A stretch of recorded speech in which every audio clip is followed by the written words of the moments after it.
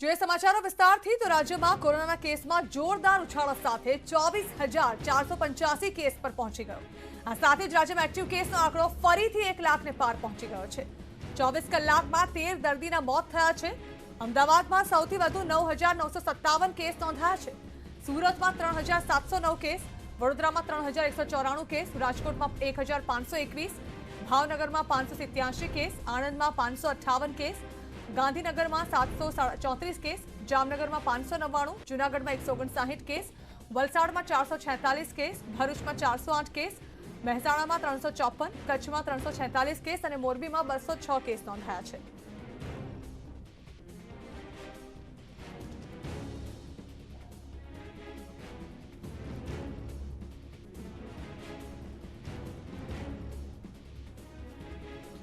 सोमनाथ में 30 करोड़ना खर्चे नवनिर्मित अतिथि गृहનું સવારે પ્રધાનમંત્રી નરેન્દ્ર મોદીના હસ્તે વર્ચ્યુઅલી લોકાર્પણ કરાશે। આ કાર્યક્રમની પૂર્વ સંધ્યાએ રાજ્યના મંત્રીઓની હાજરીમાં સમુદ્ર મહાઆરતીનું આયોજન કરાયું। સમુદ્રમાં 50થી વધુ હોડીઓમાં મશાલ પ્રગટાવી સોમનાથ દાદાની આરતી કરવામાં આવી। આ પ્રસંગે રાજ્યના જાણીતા ગાયક, કલાકાર અને સાહિત્યકાર ઉપસ્થિત રહ્યા। बम बम भोला लख निरंजन बम बम भोला, बम बम भोला लख निरंजन बम बम भोला, बम बम भोला लख निरंजन बम बम भोला, बम बम भोला लख निरंजन बम बम भोला, बम बम भोला लख निरंजन बम बम भोला। वो मेरा भोला है भंडारी, करता नंदी की सवारी, भोलेनाथ रे शंभुनाथ रे भोलेनाथ। ओ हो गोरा भांगर गढ़ के बोली, तेरे संग है भूतों की टोली, भोलेनाथ रे शंभुनाथ रे। ओ हो महादेवा,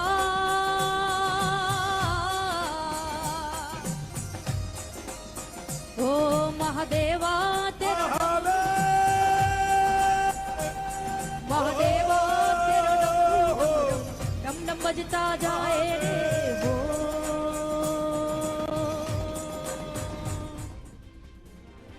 यात्राधाम सोमनाथ ने प्रधानमंत्री नरेंद्र मोदी शुक्रवारे વધુ એક ભેટ આપશે।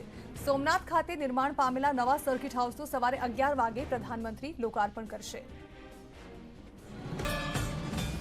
સોમનાથ મહાદેવના સાનિધ્યમાં તૈયાર થયેલું આ છે આલિશાન અને વિશાળ સર્કિટ હાઉસ। દેશ વિદેશથી આવતા શ્રદ્ધાળુઓ અહીં રોકાઈ શકે અને સોમનાથ દાદાના દર્શન કરી શકે તે માટે 30 કરોડથી વધુના ખર્ચે નવા સર્કિટ હાઉસનું નિર્માણ કરાયું છે। રજવાડી મહેલ જેવું આ સર્કિટ હાઉસ 15,000 ચોરસ મીટર વિસ્તારમાં ફેલાયેલું છે।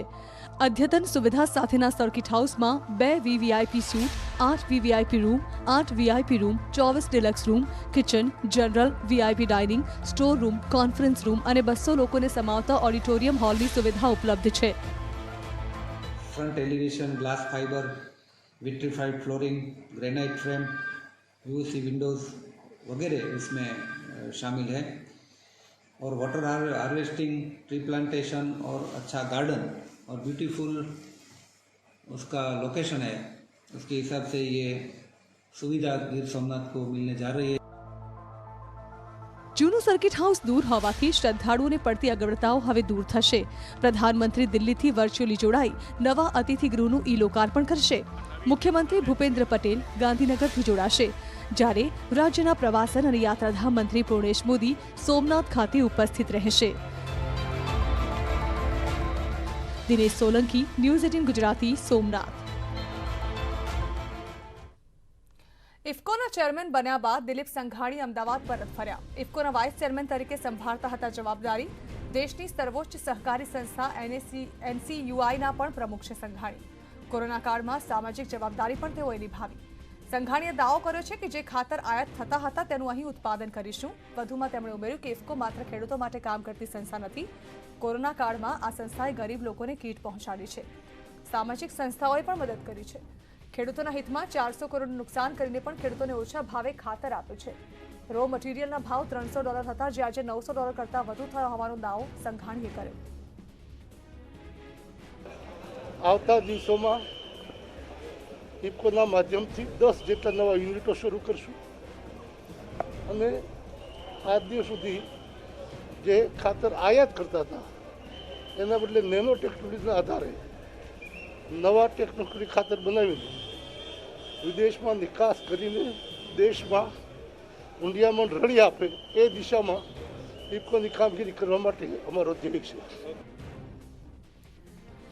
ભાવનગર મહાનગરપાલિકા સુરત કોર્પોરેશનની જેમ પાર્કિંગ પોલિસી અમલમાં મૂકશે. શહેરમાં ટ્રાફિકનું ભારણ ઓછું કરવા ભાવનગર તંત્રએ પાર્કિંગ પોલિસીની મંજૂરી માટે સરકારમાં દરખાસ્ત મૂકી છે.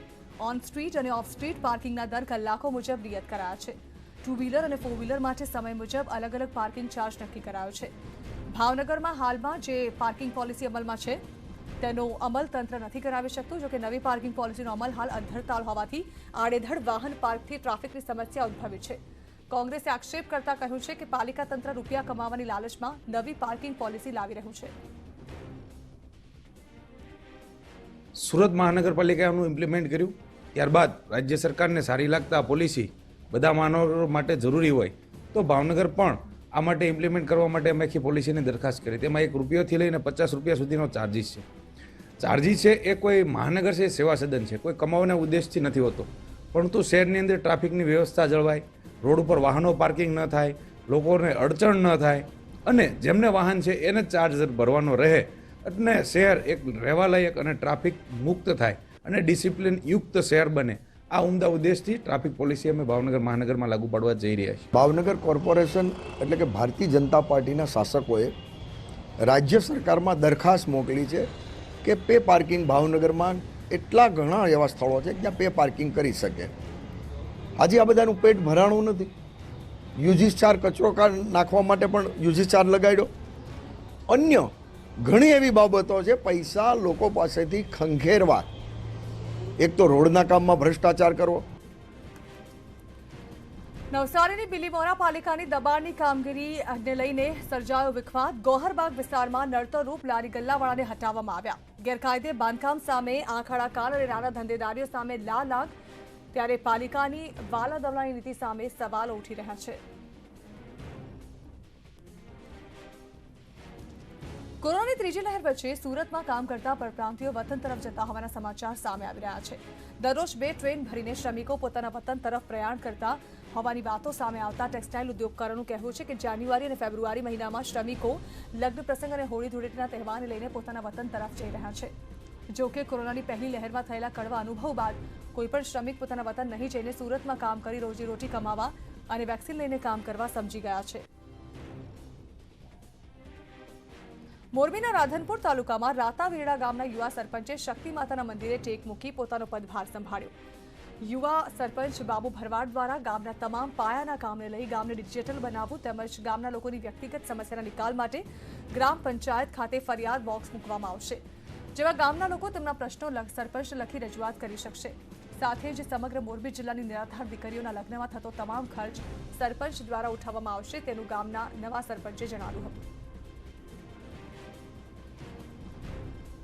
વિકાસની વાત કરીએ અત્યારના યુગ પ્રમાણે કે ડિજિટલ જે કાંઈ છે ગામની સમસ્યા કે કોઈ પણ જાતની કોઈ નાના મોટા પ્રશ્ન હોય મને રૂબરૂ ના મળી શકે તો એના માટે હું કમ્પ્લેન બોક્સ એક પંચાયતે રાખીશ કે જેથી કરી ગામના લોકો એમાં કમ્પ્લેન કરી બોક્સમાં નાખે કે જ્યારે પણ મને ટાઈમ મળે ત્યારે હું પંચાયતે જઈ બોક્સ ખોલું અને જલ્દીથી એનો સોલ્યુશન આવું તો મારો ધ્યેય છે. રોડ રસ્તા છે, પાણીના છે, ભૂગર્ભ ગટરોના છે, ઘણા બધા ધાર્મિક કામો પણ છે, મંદિરના કામો છે, ઘણા બધા કામો છે મારા ગામમાં.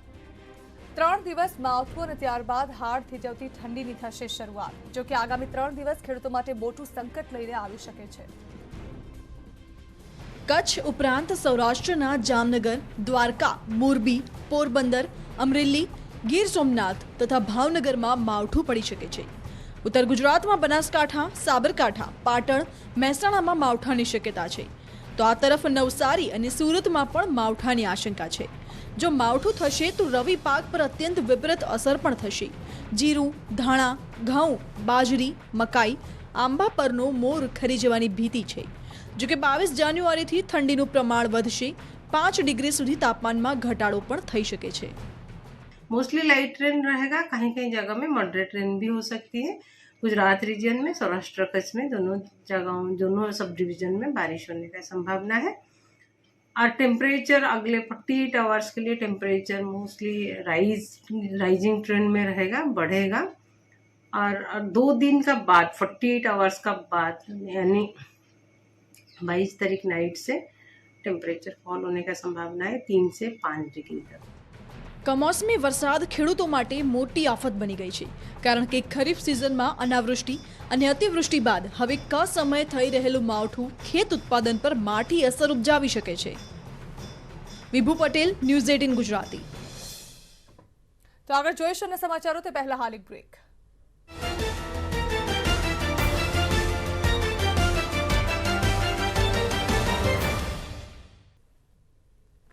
Welcome back. ગીરના ખેડૂતોની જાણે કે માઠી દશા બેઠી છે. ખરીફ સિઝનમાં તાવતે અને અતિવૃષ્ટિ તો હવે રવિ પાકને માવઠું ડરાવી રહ્યું છે. અધૂરામાં પૂરું જિલ્લામાં ચણા પકવતા ખેડૂતો રોગ જીવાતથી પરેશાન છે.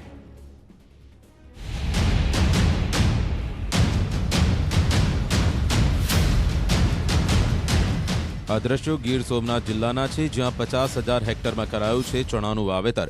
ખેડૂતોની આશા હતી કે ચણા માટે અનુકૂળ વાતાવરણ રહેશે અને સારું ઉત્પાદન આવશે, પરંતુ હાલ ચણાના ફૂગ અને સુકારા નામનો રોગ આવ્યો છે, જેના કારણે છોડ ઊભા જ સુકાઈ રહ્યા છે. રોગ નિયંત્રણ માટે ખેડૂતો દવાનો છંટકાવ કરે છે, પરંતુ આબોહવા પણ પ્રતિકૂળ હોવાથી કોઈ ખાસ વળતર નથી જણાતું. જે પણ જોઈએ છે કે દવા છાંટીએ છે તો દવાનો કોઈ એટલી અસર થતી નથી. એનું કારણ એ છે કે ઝાકળ આવી જાય, ક્યાંક તો પછી માવઠું આવી જાય, અને માવઠાથી શેણાનું જે ઉત્પાદન થવું જોઈએ એ થવાનું નથી. એમાં 50% કાપ આવવાનો છે શેણાના ઉત્પાદનમાં. દવા કમોસમી વરસાદ વાદળછાયું વાતાવરણ રહેતું હોય ત્યારે ફૂગજન્ય રોગ ચોક્કસથી વધતા હોય, એટલે એક કારણ હોઈ શકે. પણ ચણાના પાકની અંદર ખાસ કરીને કમોસમી વરસાદ અને માવઠાને લીધે, ક્ષાર ધોવાઈ જવાને લીધે અથવા તો એના ફૂલ ખરી જવાને લીધે એની અસર સીધી ઉત્પાદન ઉપર પડતી હોય. એટલે કે એની અંદર જે પોપટો છે એ ઘણી વખત ખાલી રહેતો હોય, દાણો પૂરો ન ભરાતો હોય અને ફૂલ ખરી જવાને લીધે પોપટા ન બને, એટલે ઉત્પાદન ઉપર માઠી અસર ચોક્કસથી આ વાતાવરણને લીધે છે. જિલ્લામાં કદાચ પહેલીવાર એવું બન્યું છે કે ઘઉં કરતાં ચણાનું વાવેતર વધુ થયું છે. ચણામાં હાલ ફૂલ બેસવાનું અને દાણા બંધાવવાનો સમય છે. એવા સમયે જ રોગ આવતા ખેડૂતોએ અત્યાર સુધી કરેલી માવજત માથે પડે એવો ઘાટ ઘડાયો છે. દિનેશ સોલંકી, ન્યૂઝ 18 ગુજરાતી, ગીર સોમનાથ. ગુજરાતના રાજકારણના મોટા સમાચાર સામે આવી રહ્યા છે. રાજ્યના 40 બોર્ડમાં થઈ શકે છે નવી નિમણૂક. નો રિપીટ થિયરીને આધારિત આ નિમણૂકો કરવામાં આવી શકે છે. નિમણૂકની પ્રબળ શક્યતાઓ છે. 5થી વધુ ચેરમેનના નવી નિમણૂક માટે રાજીનામા પણ લેવાયાની વાત સામે આવી રહી છે. ધારાસભ્યથી ટિકિટથી વંચિત રહેનારને પણ આ બોર્ડ નિગમમાં સ્થાન અપાઈ શકે છે. પક્ષના અનેક વરિષ્ઠ આગેવાનોને મળશે મહત્વનું પદ. 2022ની ચૂંટણી પહેલા ભાજપે નવી રણનીતિ ઘડી છે. 2022ની ચૂંટણી પહેલા 7,000થી વધુ કાર્યકરો સાચવવાની કવાયત હાથ ધરાઈ છે.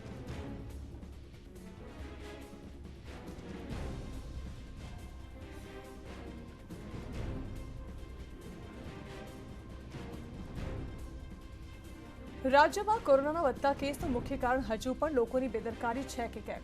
આ જ મુદ્દે ન્યૂઝ 18 ગુજરાતીએ લોકોનો મત જાણવા માટે ન્યૂઝ 18 ગુજરાતીના ટ્વિટર એકાઉન્ટ પર આજે એક પોલ કર્યો, જેના રિઝલ્ટ પરથી સ્પષ્ટ થાય છે કે 72.8% લોકો માની રહ્યા છે કે લોકોની બેદરકારી છે, જ્યારે કે 27.2% લોકોનું માનવું છે કે વધતા કેસ મામલે લોકોની બેદરકારી નથી. ન્યૂઝ 18 ગુજરાતી પોતાના ટ્વિટર એકાઉન્ટ પર દરરોજ આ જ પ્રકારના સવાલ તમને પૂછશે, જેના પર તમે તમારો અભિપ્રાય રજૂ કરી શકો છો, જેનું પરિણામ અમે રાત્રે આપને બતાવીશું.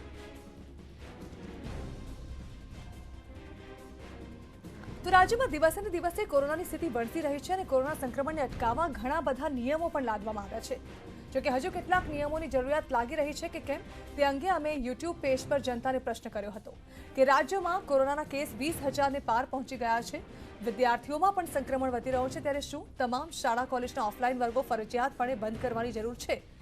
જનતાનો પ્રતિસાદ સ્પષ્ટ જોવા મળી રહ્યો છે. 84% લોકોનું કહેવું છે કે હા, શાળા કોલેજના ઓફલાઈન વર્ગો બંધ કરવા જોઈએ, જ્યારે 16% લોકોનું માનવું છે કે ઓફલાઈન વર્ગો બંધ કરવાની જરૂર નથી. કોરોનાના વધતા સંક્રમણના ધોરણ 1 થી 9ના ઓફલાઈન વર્ગો તો પહેલાથી જ બંધ કરી દેવામાં આવ્યા છે. જોકે હજુ 10 થી 12 સ્નાતક અને અનુસ્નાતકના વર્ગો ચાલુ છે, જેમાં ઘણા તરુણોનું રસીકરણ હજુ બાકી છે, જેને લઈને જનતાનો પ્રતિસાદ એક સ્પષ્ટ ઇશારો કરતો જોવા મળ્યો. અમને અમારા દરેક દર્શકોની ચિંતા છે, માટે જ ફરી એકવાર આપ સૌને અપીલ કરી રહ્યા છીએ કે કોરોનાના નિયમોનું પાલન કરો અને સુરક્ષિત રહો. તો આ હતા અત્યાર સુધીના તમામ ખાસ સમાચાર. વધુ સમાચાર વિસ્તારથી જોવા માટે આપ જોતા રહો.